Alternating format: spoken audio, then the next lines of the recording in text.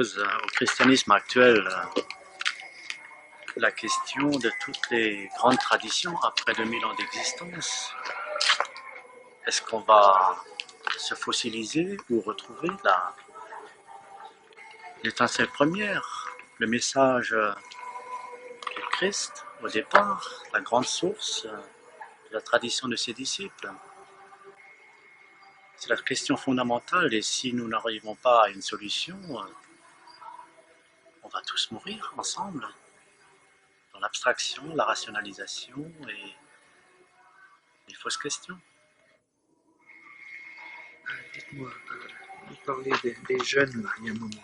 Qu'est-ce que c'est que cette histoire? Oui, on est assez étonné quand même de voir que ce sont les jeunes qui, c'est le mot, qui reviennent à l'église. Ils avaient tout lâché. Ils ont cherché en Inde, ils ont cherché chez les gourous. Bien sûr, ils ont trouvé quelque chose, mais jamais la plénitude. Et ils reviennent, ils cherchent leurs racines chrétiennes, ils cherchent le retour à la source. Et quand ils viennent, ils sont bouleversés par la liturgie. C'est quand même ce qui les bouleverse en premier. Ils sont bouleversés par la liturgie. Mais je crois qu'on peut aller plus loin encore. Quand ils viennent faire une session d'initiation à la méditation, puisque notre centre veut donner cette chance, hein, qu'ils puissent découvrir à travers la voie du silence leur intériorité la plus profonde, se brancher à leurs racines, qu'ils puissent passer de l'avoir à l'être.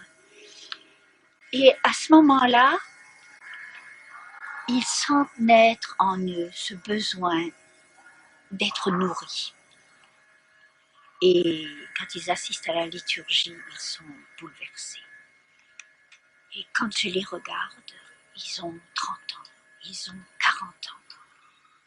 Ce sont les plus nombreux quand même. Ce sont les plus nombreux. Beaucoup de jeunes quand même aussi. Oui. Ça aussi, c'est étonnant. Ça me bouleverse. Des jeunes qui ont 7 ans qui viennent demander le baptême.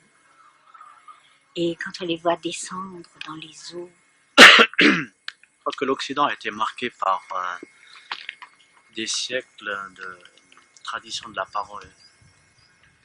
Le verbe, mais le verbe ne peut vivre que par l'expérience, par l'Esprit Saint. L'expérience est un nom de l'Esprit Saint. Et quand le Christ, dans l'Évangile, invite les disciples, quand il dit « venez et voyez », il invite l'homme à l'expérience de la parole. Et dans ce fameux texte, il est dit que les apôtres demeurèrent avec lui. Voilà l'expérience spirituelle, la prière silencieuse, la prière intérieure, la prière liturgique, où la parole devient expérience pour une transformation, une transparence à sa présence toujours là, au fond de nous-mêmes. Et quand alors s'éveille en nous ce qui est unique, la personne, il y a alors aussi la grâce d'une communauté, une cellule communautaire où cette expérience peut être poursuivie, de l'homme en voie de déification, et tout est là. Je pense que les nouvelles générations de nouveau aspirent vraiment à cela, à cette expérience qui est fondamentale et fondatrice de l'être de l'homme nouveau. Alors l'orthodoxie n'est pas une boutique, c'est justement cet homme qui peu à peu rend gloire à Dieu d'une façon juste et tient debout au milieu de ces détresses qu'on voit autour de nous. Oui. J'ai jamais considéré l'orthodoxie occidentale comme une église en plus. Mais je crois qu'on l'a dit tous les deux, et vraiment comme un retour aux sources, et où tous les chrétiens peuvent se retrouver sans rien trahir de leur appartenance. Et nous voyons ça ici. Les gens viennent de... Il y a les croyants de l'église de Rome, il y a des protestants, il y a aussi des juifs qui viennent. et personne ne se sent trahi, ni sur la voie du silence, ni durant une liturgie. Personne ne se sent trahi. Parce que on se retrouve dans un, comment dirais-je, un tronc commun. Voilà, c'est ça. C'est un tronc commun dans lequel on se retrouve. Et je crois que le véritable œcuménisme, il est là. Que dans ce retour aux sources. Oui, je disais, le tronc commun, c'est tout de même, pour toutes les confessions chrétiennes, c'est le premier millénaire. Et toute cette grande tradition des premiers disciples, de ces grands maîtres spirituels qu'on appelle les pères de l'Église, les pères hésychastes, les pères du désert, ces siècles qui nous sont communs à toutes les confessions, protestantes, catholiques, orthodoxes. Et c'est cette grande sève de la tradition mystique expérimentale, où le verbe est mis à l'œuvre, où l'homme trouve vraiment et retrouve sa source pour une transformation profonde de son être. Il retrouve là un chemin très concret. Et si nous retrouvons ce tronc commun, là, l'unité est possible. Pour nous, c'est cela le véritable œcuménisme, c'est de retrouver ce qui nous est commun, cette tradition expérimentale qui fait de nous des frères en Christ. La source, c'est ce qui ne se voit pas, ce qui ne se voit jamais. C'est ce qui est le plus intérieur. On voit toujours le jaillissement des eaux vives. Mais la source, c'est ce qui est le plus profond.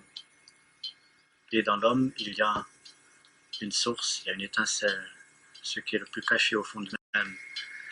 Et qui est en nous comme un cri, une sorte de nostalgie. L'homme aspire à quelque chose d'inconnu et c'est ce qui le fait courir partout.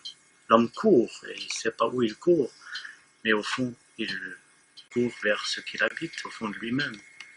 Cette nostalgie qui est le moteur de toute sa recherche, de toute son inquiétude, de ses détresses et de ses malheurs.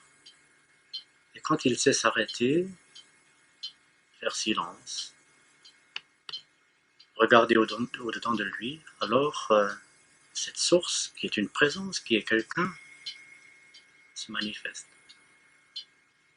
C'est ce que nous appelons Dieu, mais ce Dieu a pris un visage qui s'appelle Jésus-Christ et qui communie à nous, qui s'identifie à nous, et nous nous identifions à lui.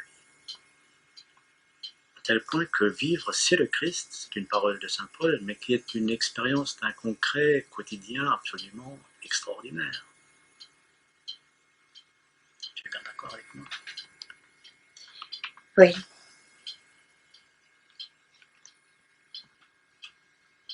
Oui. Je suis née juive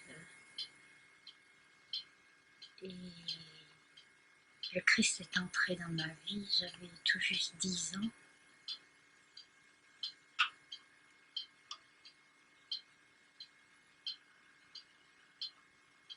Et c'est lui qui a été le sens de ma vie.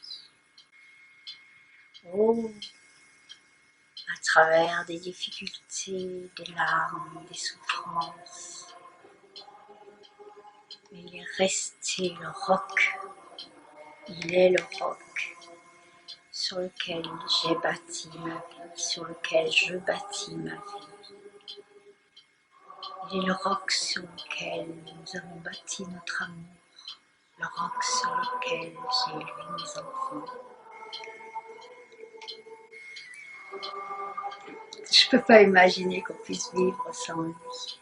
Je ne peux pas l'imaginer. Et quand on parle de l'unité, je pense que c'est autour de lui que l'unité peut se faire. Que nous ayons, nous chrétiens, certaines divergences.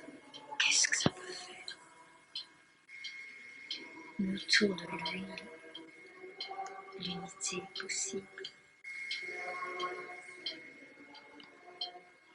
En tout cas, c'est lui qui me rend œcuménique, non? Yes,